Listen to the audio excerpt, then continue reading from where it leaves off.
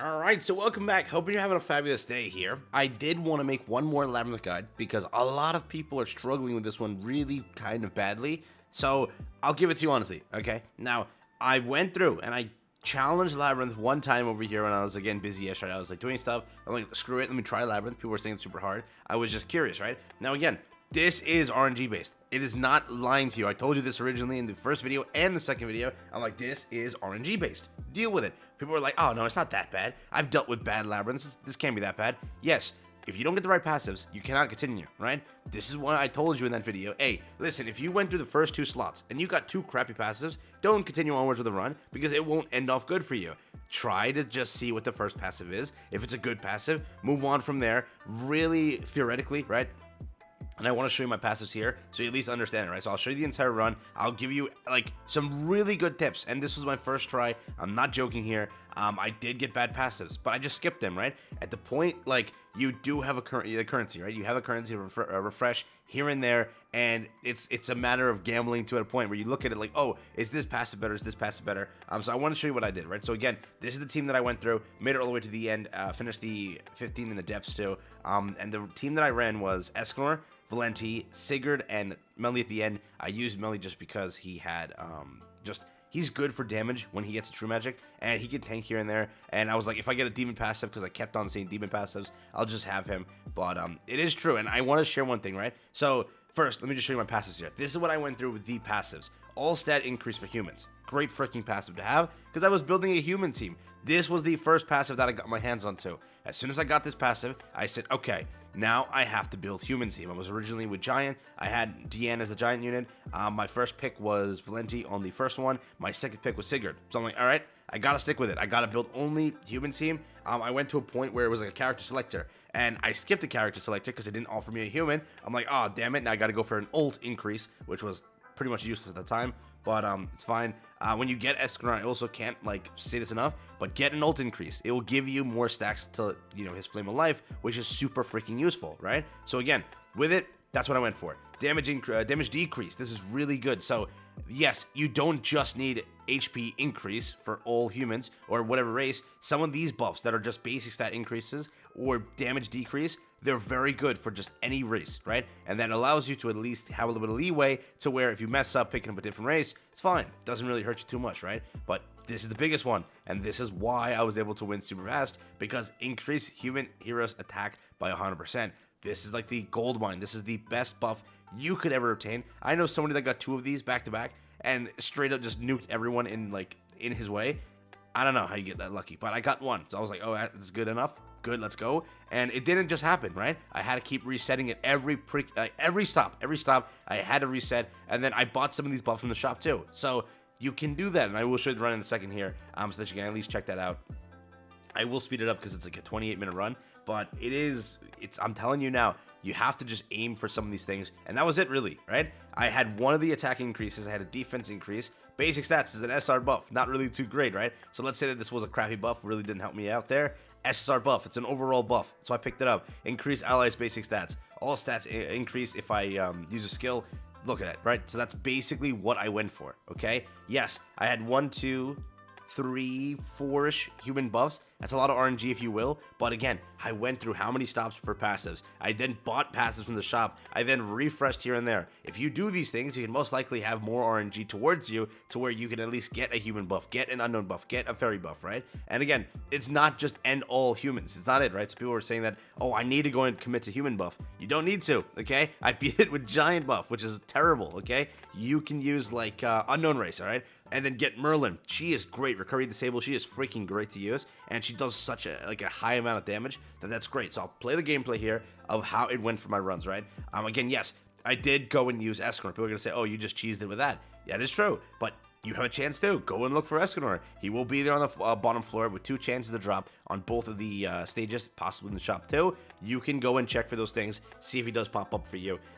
But the main run, the main thing you're looking for in the run is to get attack increase. Once you get attack increase, you've one thing, and then get a little bit of HP on there, all right? I had defense. That means I can't die. There is no shot Mael is going to kill me.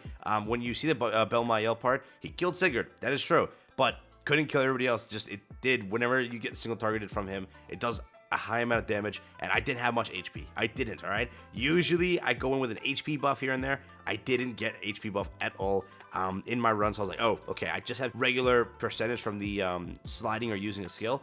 That's all I have. Let me just hope that it works out, and it did. So, you see, I didn't have that many passives. What you gotta aim for is at least attack increase, okay? When you get that, build that race out. Build it out right away. You just have to hope for some defense, hope for some basic stat increase, hope for something also on the side, and that will be your run, okay? Literally, I can't stress enough, but you have to aim for that, and then your run will be very, very easy. And again, there are some cheat code units.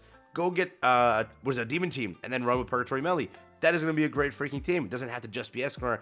Meliodas, when he gets his true magic, which he'll always get by second turn, and if you built that team off HP based, guess what? They'll never die, and you'll always be getting the true magic. So you don't even need the innate damage increase. You don't need that. Do not even get that. Just go for upgrading Trillion Meliodas on just HP. Build demon team on just HP, and then whenever you get that use skill passive, which for what is it? It increases all stats of allies by 50% at the end of 2 turns. That is big, okay? So build Demon Team that way, right? If you get just innately high HP, he'll keep getting True Magic enabled on him, which will be his damage increase, okay? Get some basic stats, get some of those. That is basically how you can go and do it. You can run Fairy Team too. Go get you need Harlequin for that. You need what is it? Full Wing King for that, and that will be your run too. So again, there are different characters that could cheese. If you can't beat Tarmiel, I know people are stuck with Tarmiel. Get the Recovery Disable Merlin, which would be on the first floor. Also get Freeze Merlin, which would be on the first floor. Also get a just attack increase passive, which is also on the first floor, right? Those are all ways to kind of cheese that stage. Mainly it's he will heal, right? So get a skill block card, right? Valenti has a skill block card. Skill block him, okay? He'll be healing less or taunting less, which will allow you to do more damage, right? So again, that's there too. There's a lot that you can do on that stage, okay? Rush ult, that's also there. You can get Rush ult Merlin, right? You can do so many things to that stage to cheese that one, which I know people are getting getting stuck on and struggling on, right? When you go to Sariel, okay, this is a good one. Literally, yes, you might be dying. All you need to do is just try to first, okay, before you die, you have to at least hit him once. Don't hit him too much where he full heals. People are asking me, why is he full healing? Hitting him too much. Hit him once if you have a maxed out passive. Just do a little bit of damage, right? Because he has damage cap. Then you can do 3 attacks, which will kill him. That's how you do it. If he's killing you, you need an HP passive, okay? That is what you need. You need defense. You need basic stats. You need something. Don't bring in a green unit at that time. You'll get shredded. It's going to happen. But if you have HP, you got basic stats, you got defense, you'll walk away perfectly fine. Yes, I died on the stage too. I lost one of my characters. Whenever he single targets on a green unit, they're going to take a lot of damage. That happened, but afterwards it was still pretty easy to get through because, again, I had so many rather damage increase that my Sigurd was able to one-shot him right there, right? So that happened afterwards, but keep that in mind also. You have to go into that stage with some damage increase and a little bit of HP just to tank those hits because he will shred you, right? So again, that's also there. There's nothing else I can really give you for that stage other than just have some good HP because that's all that I did to get out of it.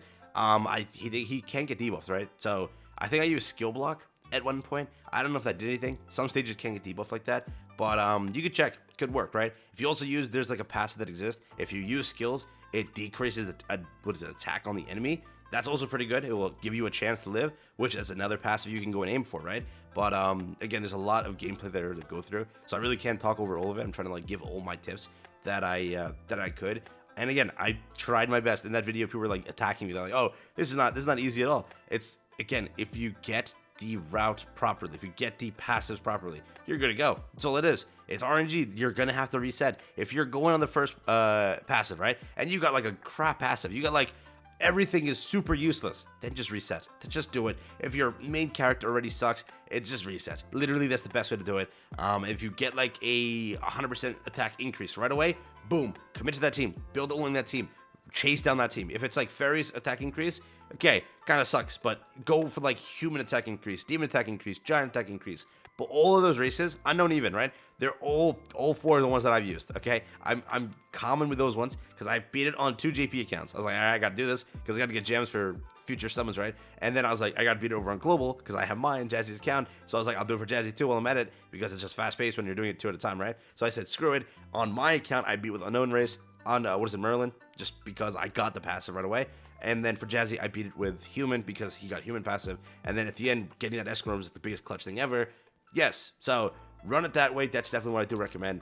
Escanor is just a carry through everything. Even just free to play blue Escanor, whatever, he's good too. And when you get the ult up, he'll be pretty strong. But that is someone also to keep in mind. But literally, Ultimate Escanor is the cheese. So if you can get him, he will destroy everything for you and clear the way so you can get through it. Again, I don't know how much gameplay I'm putting up here because it's a 28-minute thing. And if I even speed it up at 2% or 2 times, right, it's going to be at 14 minutes. So I'm still going to be here for a while. But I'll let the gameplay play. I think I wrote down everything. I've kind of said everything that I've written down in my notes. So I'm trying to think if there's anything else that I can kind of give you as a little bit of help here. Oh yeah, and again, this is just one stupid little thing, but if you are clearing the depths constantly and you have enough, you can purchase the Labyrinth box every single day. So I know this is like people, only if you beat it, you actually are needing this, but when you do beat it and you get enough currency, every single day you can buy a Labyrinth box, and it will give you some decent stuff, okay? It's 100 points for it, so maybe it's not worth your time to go through and get it, but if you want to, some extra mats here and there, which is not that bad, but mainly you're aiming for the gems. I know people are aiming for that only, and the UR card, so with it, all I can recommend, and the main things, okay? Try to get an attack passive early on, okay? Get that, and then if you need to, use the shops. The shops will guarantee you a passive. It'll cost you 30. I used, I think, 2 passives in the shop, which that's how I got additional passives, right? It gives it an extra layer of RNG to you, because it's like, oh, let's say I got screwed over on one of the main floor passives. That's bad, but guess what? The shop had my back, guaranteed me a passive that I can use. Again, don't be afraid to refresh a passive. You have that currency, okay? Yes, you lose maybe a refresh on a character, but it's fine. You get a guaranteed passive that will like really help you. And if there's a point where there's a character you can get, and it's like all of the characters are useless, refresh. People are so scared to do it because they want to save for a retry. Don't save for a retry. Get it right then and there. Refresh the shop, refresh whatever, and see if you can get a better passive or a better character. I think that I initially got Escanor and have to refresh for him, but earlier I refreshed for somebody else, and that helped me out, right? I refreshed for a passive, that helped me out. So there are things like that. And again, let's say that you have like a basic stat increase, which you're like, you know what? I need a human increase. I need this increase. Just go for the basic. Don't gamble it away. If you have a decent passive up front and you decide to refresh, because again, they'll bite you in the back, right? You could get nothing. You could get 3 fairies, and what are you gonna do? You had human, right? So if it is like a basic overall stat increase, just go for it. If it's like something that's decent, go for it. If it's terrible, you obviously refresh. But if it's like, you know what, I could get screwed over here, this is a pretty decent passive, I might just commit to it, just commit and get it. Do not like refresh and do that stupidly. I wouldn't recommend it at all. I genuinely wouldn't. Just because it will definitely, for me, it's ruined me. I was like, oh, I have this one right here, right? Let me refresh. I refreshed, and then I got like the worst thing ever. So I was like, damn it. I think what I had was, what is it? Increases all allies' defense by 100%. That's good. Now I refreshed it for garbage. So I was like, I need attack. Didn't get attack, got nothing, and then I proceeded to lose on the last floor for that stupid reason. But that's there. So really, that's all I can give you as sort of tips here. Again, try your best to do this in a, like, you have time. You have more than enough time. You have until 3/27 to beat this. So take your time with it, all right? Let's say don't just, like, jump in one day because you'll just get frustrated. And then when you don't get to RNG, you'll get more and more frustrated. It'll be like a never-ending cycle. So just give it some time, all right? Come back to it later on. Again, I know people were mad. In my last comment section on that video, on that Labyrinth video, they were heated. They were about to throw hands with me. They're like, dude, this is bull crap. They were like, are you call this a good Labyrinth? It is a fun Labyrinth. It is. Genuinely speaking, a lot of people are actually playing it still. It's fun. I didn't say anything else. I just said it's fun. And yes, it is RNG based. I told you that's how Labyrinth is. You gotta get a good passive. Don't get a good passive, what are you doing, right? So that's mainly it. And people were just heated. But I don't know. Still, I've beaten it multiple times. I can tell you from experience that that's all you need. Just get one solid passive and let it roll from there. Try to get some defense. Try to get some basic stats. Literally, that's all you need. Just basic things like that, and that will give it to you. And again, let's say that at a point, like this is another piece of good advice I should include earlier, but still, let's say that you got 2 great human passives, but you run into a great unknown passive, and you have an unknown character in your team. Theoretically, just stick with it. Go for the unknown 2. Have 2 races that you could potentially buff. And again, that's also there. It'll apply a little less RNG to the fact that you can get an unknown or a human passive. Because I've seen people do that. They have like Ultimate Escanor, and they have like Merlin and Gother. Or Ultimate Escanor and Meli and Estarossa. So do it that way. Or again, just let me not include Ultimate Escanor as an example. They have like Merlin and then Demon and Demon, right? You can do that too, where you buff both races. Yes, Unknown might be a little bit lacking. You maybe focus on the one that has more damage. That's it. Or if they both have the same damage, just let them all go and attack. That'll be perfectly fine. So that's also there, right? You can buff 2 races. Go for it. Go and get as many passives as you possibly can. Let's say you run into 3 demon passives, then you run into 2 unknown passives. Boom. Now you got a decent team for both. They'll both survive. They'll both be there. Just whichever one has the more damage, use that one more than the other one, right? That's also a viable option, and I have seen that be done because I think the team that I saw win was Merlin, Gother, and Escanor. I think that was like the one. So keep in mind, you can also do that. Just merge into both sides of it, have 2 different races running, and buffing both races. That's literally it. So that's also a quick thing you can do to kind of get through a little bit less of the passive restriction. Again, it's mainly attack, HP, defense, basic stats. Aim for something like that. Aim for the ones that give you debuffs, based off of debuffs, right? That's also very good for Demon Race, right? That'll very much be kind of helpful. Aim for somebody that's mainly, like, aim for Fez level units at the end there. They will do, like, the high amount of damage you're looking for because they already have high enough amount of stats. Yes, Ultimate Escanor.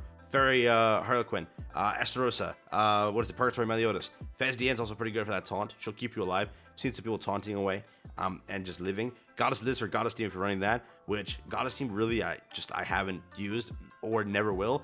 Margaret's there. She's really squishy. She just gets one-shotted every time. But they exist if you want to run Goddess Team. On the earlier floors, you're stuck with what, Liz? I don't even know what you're stuck on the early floor with. I haven't seen Goddess Team like that. But if you want to run Goddess Team, hey, have fun. I don't think Mael's in this floor or Labyrinth or whatever. I haven't seen him. But with it, that's all I got for you. So hopefully you were able to enjoy that. I will catch you in the next one. Have a stay safe, peace, and enjoy. I'll let the gameplay like round off at some point. But yeah, that's been it. Hopefully it's a little additional help that I could give here. Hopefully.